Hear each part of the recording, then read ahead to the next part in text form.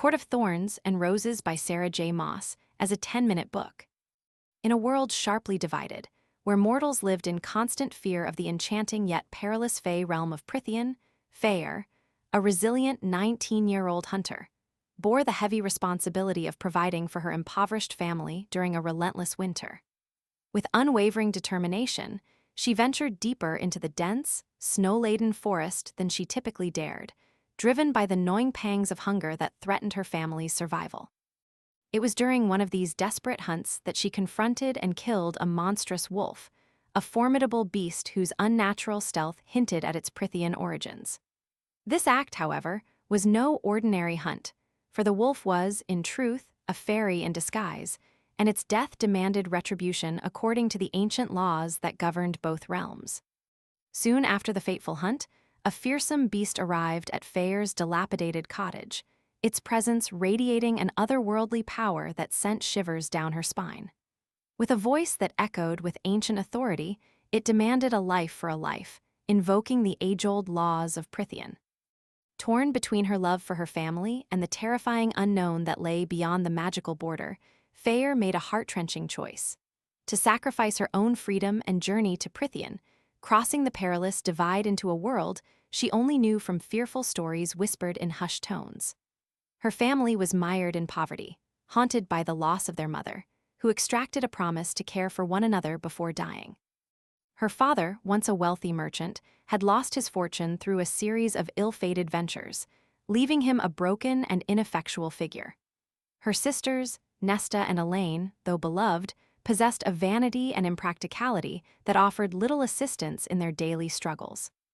Feyre's initial hatred and distrust of the Fae slowly dissolved as she began to understand her captor, Tamlin, a high lord of the Spring Court, whose power and presence resonated with the land itself. His estate was beautiful. The estate sprawled across a rolling green land. Though perpetually masked, Tamlin was undeniably a high Fae, one of the ruling nobility, beautiful, lethal, and, according to human tales, utterly merciless. Yet, beneath his formidable exterior, Feyre sensed a depth of character that defied the fearful stereotypes she had grown up believing. She learned that not all fairies were wicked monsters, and her heart softened toward Tamlin as she witnessed his sense of honor, his dedication to his people, and his hidden vulnerability. Life in the Spring Court was initially comfortable, a stark contrast to the harsh realities of her human existence.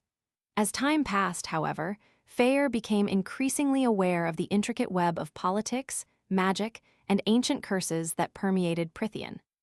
She also discovered the truth behind the treaty between humans and Fae, a fragile agreement that had maintained a semblance of peace for centuries, and the curse that plagued Tamlin and his court, slowly draining their power and threatening to unleash chaos upon the land. After killing the wolf, Feyre was brought to Prythian to live out her days instead of facing immediate execution. Tamlin granted her permission to live on his lands. Feyre's growing feelings for Tamlin deepened when she realized how unfulfilled and stifled she had been before her arrival in Prythian. She was always too good for her limited, superstitious village, yearning for something beyond the mundane struggles of survival. Her family, though loved, had become a burden, their constant needs and petty concerns weighing heavily on her spirit. Her father was unable to provide either materially or emotionally, and her sisters were too mired in their own pursuits to offer any meaningful support. Feyre's resolve to break Tamlin's curse intensified when Amarantha, a powerful and cruel fairy, was revealed to be the malevolent source of the blight plaguing Prythian and the curse binding Tamlin. The curse, centuries old and steeped in dark magic, could only be broken if a mortal woman of her own free will fell in love with Tamlin and spoke those sacred words to him, fully aware of his true nature and the darkness that surrounded him. But Amarantha had more planned. She has cost him armies and the war. To test Feyre's love and break her spirit, Amarantha presented her with 3 trials, each meticulously designed to exploit her deepest fears, challenge her strengths, and expose her weaknesses. With each trial, Feyre faced seemingly impossible tasks, pushing her to her physical, emotional, and moral limits, and forcing her to confront the darkness within herself and the world around her.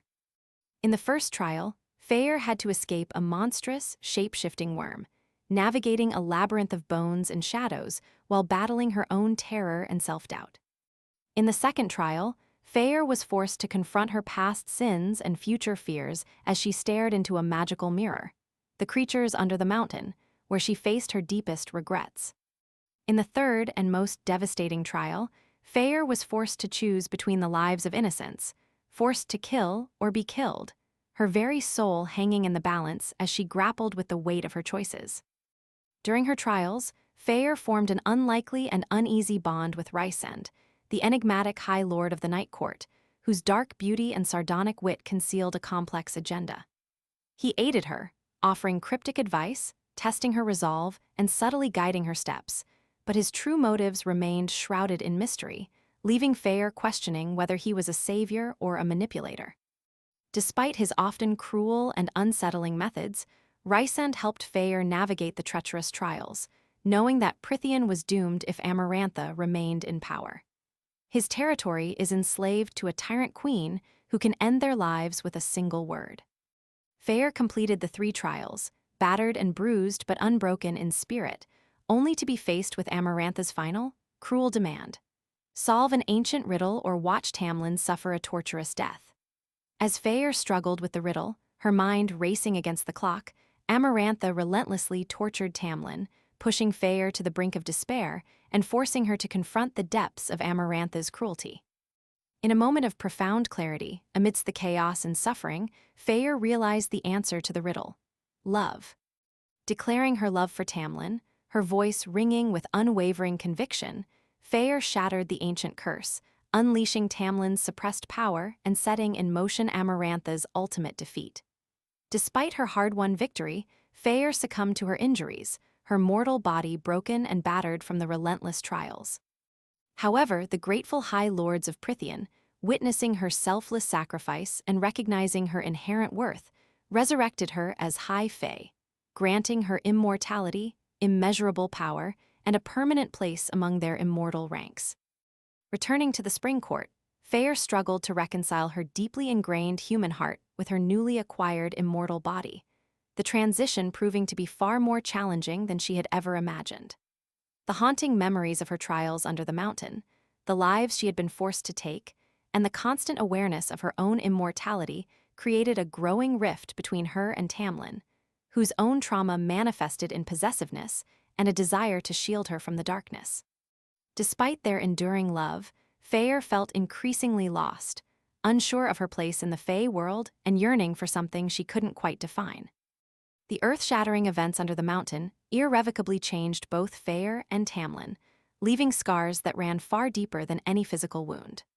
While Feyre gained immortality and a profound understanding of her own strength, Tamlin was emotionally and psychologically scarred by the terrible things he had been forced to do in order to survive Amarantha's tyranny, his spirit burdened by guilt and a desperate need to control the world around him. Prythian was no longer safe, the delicate balance of power shattered, and Amarantha's insidious spies were lurking in every shadow, threatening to plunge the land into renewed chaos. The human lands, too, remained vulnerable, their defenses weakened and their people ill-prepared for the coming storm. Feyre was uncertain if she wanted immortality, but she and Tamlin decided to return home to the Spring Court, hoping to rebuild their lives and heal from the trauma they had endured. They both carried heavy burdens now, the weight of their past actions and the uncertainty of the future pressing down on them, but they vowed to help each other carry it, to face the challenges together, and to find solace in their love. It would take an eternity to fully confront the darkness they had encountered, to reconcile their past selves with their present realities, and to forge a future worthy of the sacrifices they had made, and so they had an eternity to try. They would have a life together, no matter the sacrifices. Thanks for listening to this 10-minute book. If you enjoyed the story, don't forget to like, subscribe, and hit the bell for more bite-sized books. Got a book in mind you'd love to hear in 10 minutes? Drop it in the comments below. See you in the next one.